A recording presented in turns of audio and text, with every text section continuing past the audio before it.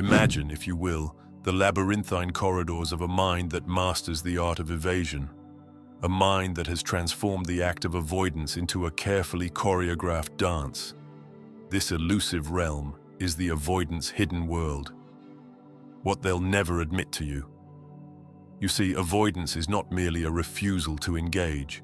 It is a profound story of self-preservation, built on the scaffolding of past experiences and future apprehensions.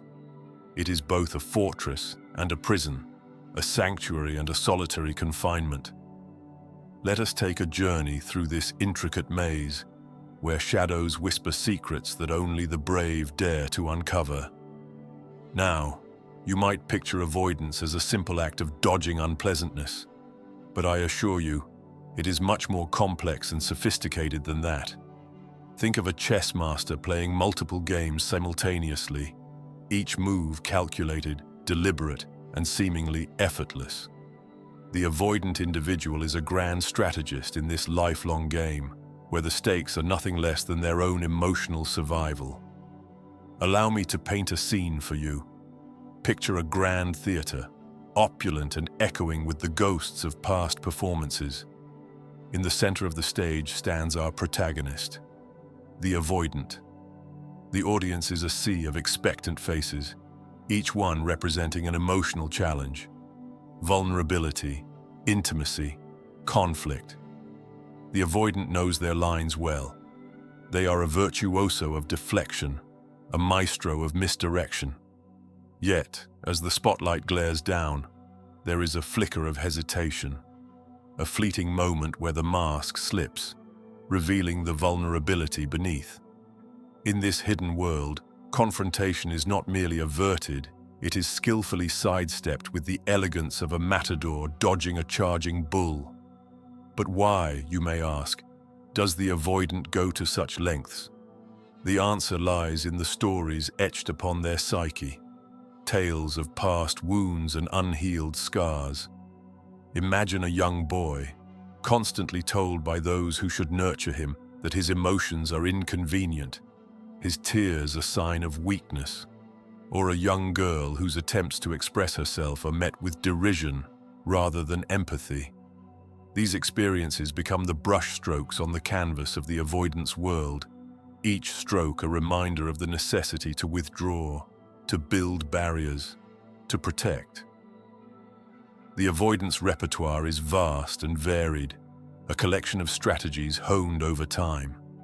There is the artful dodge, a verbal ballet where questions are answered with questions, where clarity is obscured by clouds of ambiguity. Then there is the subtle retreat, a slow and graceful exit from situations that threaten to breach the fortress walls. And let us not forget the illusion of openness, a facade so convincing that even the most perceptive might be deceived, believing they are catching glimpses of the soul, when in truth, they are only seeing reflections on the surface of a carefully constructed moat. Now, dear listener, it is essential to understand that avoidance is not born out of malice or deceit, but rather from a place of fear, a fear as old as time itself, the fear of rejection, of inadequacy, of being unworthy of love. These fears, though unspoken, are the silent architects of the avoidance hidden world, drafting blueprints that guide their every move. Consider, if you will, the tale of a man named Jonathan. Jonathan, by all outward appearances, is a charming fellow, well-liked and respected. Yet, beneath the veneer of his affability lies a profound reluctance to forge deep connections. He is the life of the party, yet he remains a stranger in his own life, never lingering long enough for anyone to truly know him.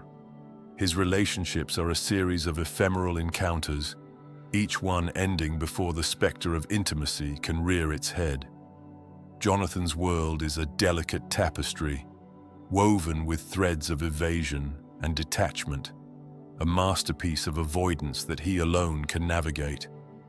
But what of the moments when avoidance fails, when the carefully constructed walls begin to crumble? Ah, these are the moments when the avoidance hidden world is laid bare, when the raw, unvarnished truth is exposed.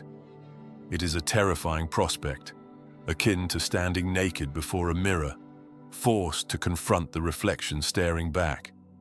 For the avoidant, these moments of exposure are both a revelation and a reckoning, a chance to glimpse the world beyond their self-imposed exile.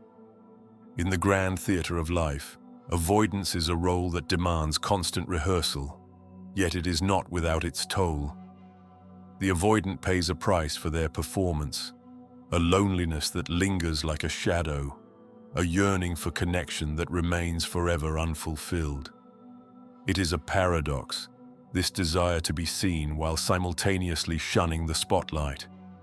But let us not despair, for within this hidden world lies the potential for change, for transformation. The avoidant can learn to step out from the shadows, to lower the drawbridge and invite others into their fortress. It is not an easy path, to be sure, but it is a journey worth undertaking, a journey toward authenticity, toward vulnerability, toward love. As we conclude this exploration of the avoidant's hidden world, let us carry with us a deeper understanding of the complexities that lie beneath the surface. For in the end, we are all, in some way, architects of our own emotional landscapes, navigating the delicate balance between self-preservation and connection. And in this shared understanding, perhaps we can find the compassion to reach out, to bridge the chasm, and to invite the avoidant into the warm embrace of acceptance. And so, dear listener, as you step back into your own world, remember the stories we have shared, the truths we have uncovered, and take with you the wisdom that even the most elusive of souls yearns to be found. For in the vast, intricate tapestry of human experience, it is connection that weaves us together, binding us in the rich, enduring fabric of life itself. If you believe this video might help someone dear to you, share it with them. A small gesture on your part could mean the world to a friend in need.